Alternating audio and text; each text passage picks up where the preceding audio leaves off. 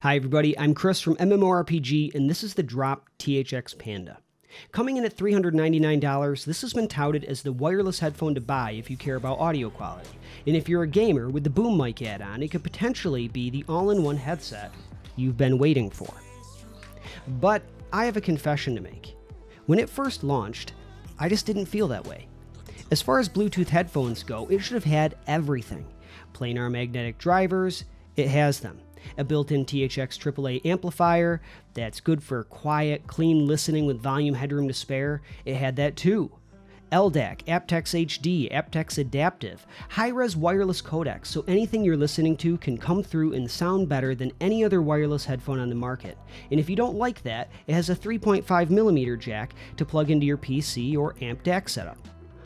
All of these were exciting features, and I was excited for months ahead of release. But then it arrived, and the tuning just wasn't for me.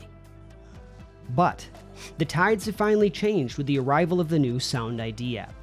This app allows you to tailor your sound with a quick preference check, and if that doesn't work, offers a full parametric equalizer to dial in exactly the sound you want, and then saves it to the headphones themselves so that tuning will work for anything you're listening to regardless of the app. The Pandas have finally arrived and are officially, in my opinion, the best pair of Bluetooth headphones money can buy thanks to these features. So let's take a look at the headphone. It features a robust design, it's solid in the hand, the headband and the yokes are metal, and it has a good amount of flex and adjustment to fit different heads. The ear cups themselves feature plastic backs, but they feel rigid and well made. At this price, I would have preferred to see aluminum, but at 375 grams, it's not a very light headphone, and concessions have to be made to keep it comfortable. I can live with the plastic backs if it means they're comfortable to wear, and they are, for the most part, but you have to wear it right. Now that might sound weird for a wireless headset like this, but it's true. There's not much padding on the band, and when I went to wear it the normal way for the first time, my head was sore within an hour. But in fact, these are made to be worn at a bit of an angle. Once I realized that, I could wear them for 3 to 4 hours, which was a big improvement. The cushions on the ear cups are also very good. They're leatherette and use a dense memory foam that's wonderfully noise canceling. Now these headphones are not ANC, which threw me at first. You can get some of the best active noise canceling headphones for less than the cost of the Pandas. But the pads here are so isolating that they block out as much, if not more, sound than many ANC headphones, like the Razer Opus or Philips PH805, for example, which is extremely impressive. Yes, I wish they had it, but you genuinely don't miss it once your music or game starts. Now, if they did have it, these would be out of this world, so I hope Drop is listening. Please add ANC for the next revision. So the cushions are good for isolation, but they're also quite comfortable. The grip force on these headphones is higher than most, but remember, they're meant to be taken on the go and to block out the world, so they need to be, and I think that's fair. I didn't find them to be too grippy, there was no jaw pain, no headache, but if you're sensitive to clamp force, that's definitely something to keep in mind. But let's get to the tech inside of these cups, because that is where the magic happens. These are planar magnetic drivers, or orthodynamic as Drop says. But these are the same driver type as found on many really beloved audiophile headphones. Planars are popular among audio enthusiasts due to their detail and extension, and depending on how they're tuned can be really dynamic with lots of bass and treble detail.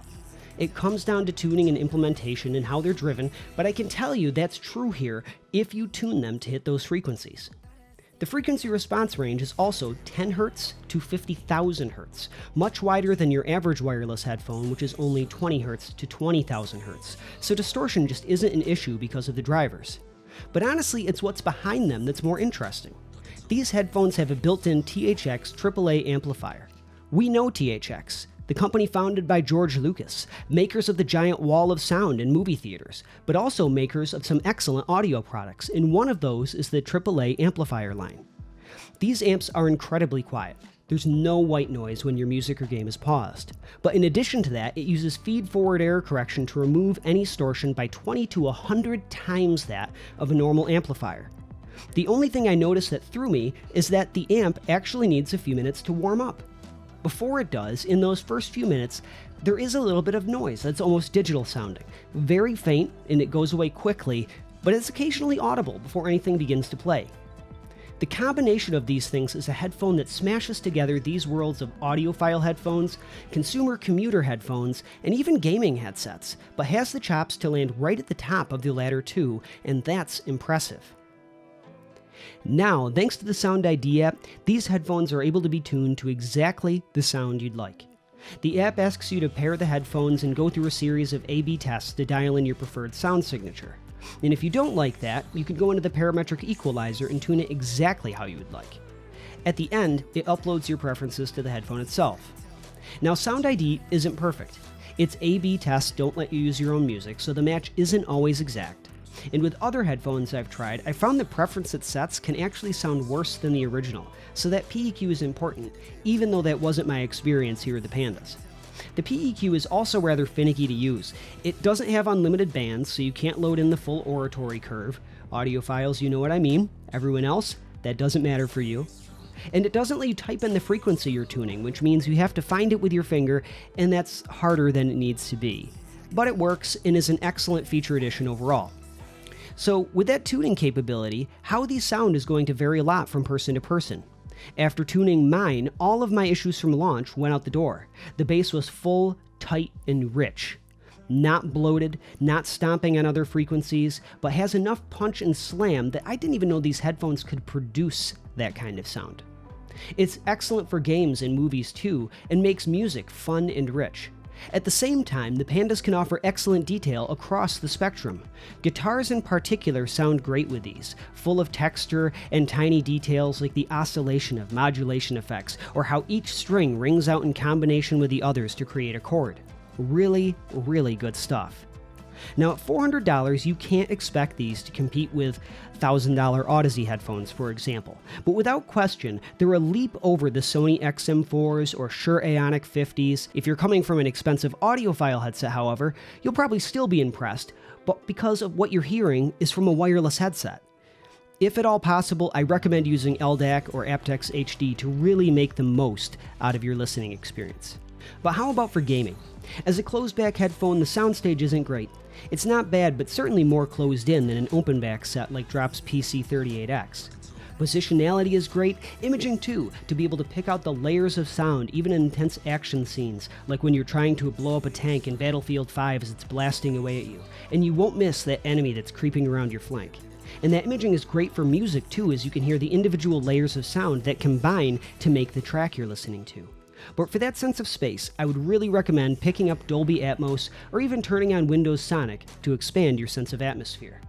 So, final thoughts. I've sat on these headphones for several months, waiting on the release of the SoundID app and through a couple of personal delays, and I'm glad I did. Had I reviewed these after launch, this would have been a very different review. But for a listener like me, the app has been transformative and had turned these into the best sounding wireless headphones I own. If you've been on the fence, it's officially a good time to give these a closer look. And with that, thank you for watching. Remember to like and subscribe if you enjoyed this video, and visit us at mmorpg.com for daily tech, audio, and of course, gaming coverage.